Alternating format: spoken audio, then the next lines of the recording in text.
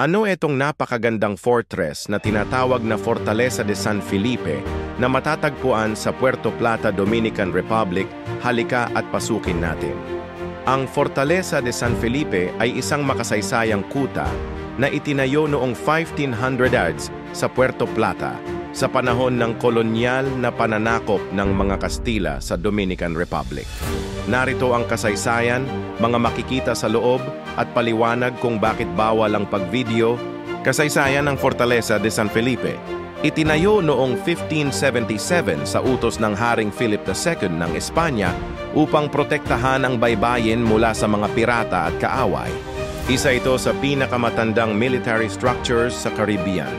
Ginamit din ito bilang kulungan sa iba't ibang panahon, kabilang na noong panahon ng diktadurya ni Rafael Trujillo. Makikita sa loob, mga lumang kanyon at makakapal na pader na gawa sa bato. Mini museum na may mga artifact mula sa panahon ng kolonisasyon. Historical exhibits tungkol sa mga labanang naganap, buhay ng mga sundalo, at kasaysayan ng Puerto Plata. Tanawin ng karagatan mula sa itaas ng kuta, perpekto para sa pagkuha ng litrato. Mga bilangguan at selda na ginagamit noon sa mga bihag. Bakit bawal ang pag-video? Preservation policy upang mapanatili ang kalinisan at integridad ng mga artifact at istruktura.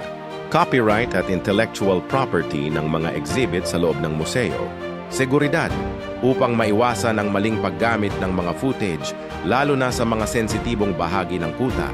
Karaniwan sa mga museo at heritage sites na pahintulutan lang ang pagkuha ng litrato, walang flash, pero hindi ng video, maliban kung may special permit. Makikita rin ang monumento ni Gregorio Luperon sa digaanong kalayuan ng Fortaleza.